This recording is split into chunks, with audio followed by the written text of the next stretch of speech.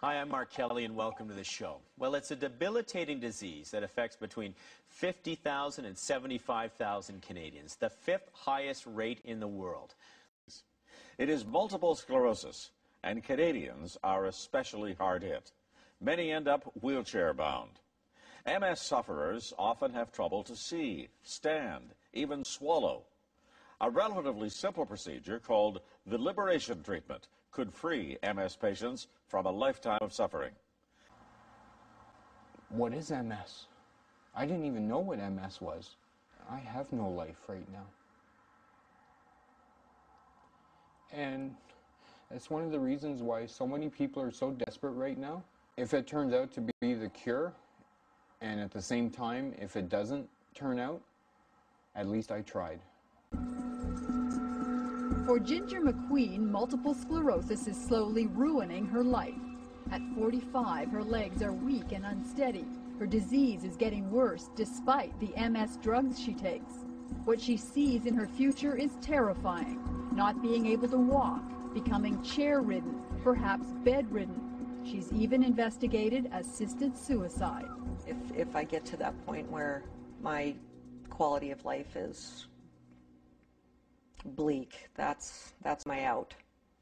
There was strong and negative reaction today from MS patients in Canada, frustrated over a decision by Canadian health officials not to fund clinical studies here into liberation treatment.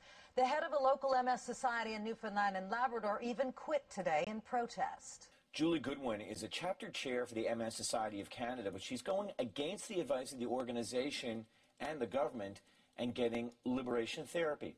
She's not alone. There are several MS Society chapter leaders across Canada defying the national position. When we see our chapter presidents going for liberation, they're basically breaking ranks from their superiors. But Julie and Frank say they're just doing what's best for themselves and their families, while highlighting the division between the National MS Society and those on the front line. I know there's such tremendous money in the therapies that are offered now to MS patients, and I think a lot of those factors together are driving this. You think the pharmaceutical companies, because they make money off of the drugs that are used to treat MS, they are the ones who are applying pressure on the MS Society of Canada or the government?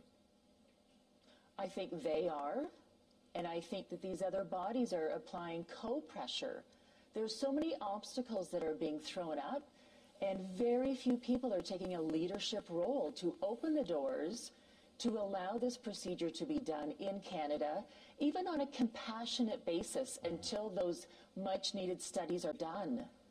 They're going to go abroad. They're going to go to Poland or to the States or any other country that is doing the angioplasty, and they're going to get treatment there because our country refuses to act. So MS patients like Ginger are flocking here to have their neck veins surgically opened, a procedure unheard of until a few months ago.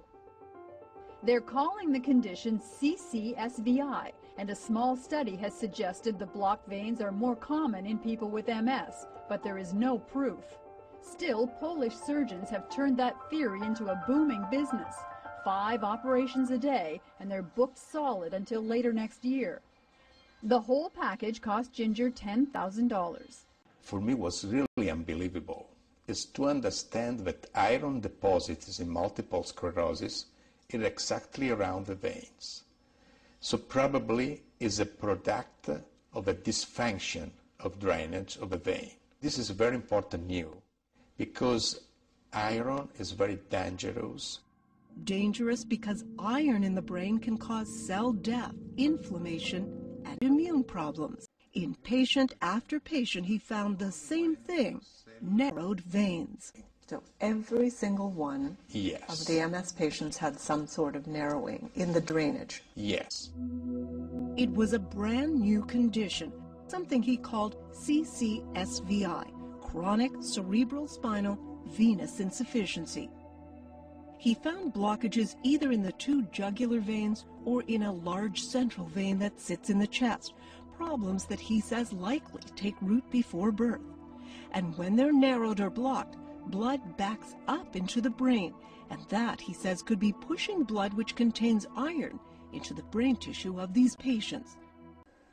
And yet the evidence is still mounting enough to say that Canadians who can afford it in one way or another, if they're not going to people like yourself, are going out of this country to try to find somebody who could perform it. That's correct, and in fact, Canadians that can't afford it are going out of the country. I've met several people that have put mortgages on their house, and indeed I've met several people that said they'd mortgage their soul to go on and have it done. The whole surgery lasted about an hour. The entire operation was less invasive and less painful than getting a tattoo. It's a treatment that he says has restored him to health. Mi sono dimenticato di essere stato malato. Really? You don't remember what it's like to have MS? Sto bene come stavo 15 anni fa, prima di ammalarmi. C'è stato un momento in cui io pensavo di non poter giocare a tennis con mio figlio. E poterlo fare. You can play tennis with your son now? Cioè, He gave you back your life, ti ha dato la vita. mi ha ridato una seconda vita, sicuramente. My quality of life has gone through the roof just because of this procedure. And I think that other people should have the access to this procedure as well. If I had a heart problem because of a blocked vein, I can get the treatment here in Canada. My daughter Wendy is discriminated because she's got MS and can't get the treatment here in Canada. And I think that's bloody ridiculous. After 5 hours from the procedure, I can walk without the stick, I can lift my leg, my back is stronger, I'm taller, and in the subsequent days and weeks, I see that other functions which were not working 100% they work. All the scientific I's may not be dotted nor the T's crossed, but the people here clearly believe that this procedure works, not as a cure for MS, but as something which can simply ease the suffering of the illness. Each morning when I wake up now, my first thought is CCSVI. I am not on death row anymore. I have been liberated.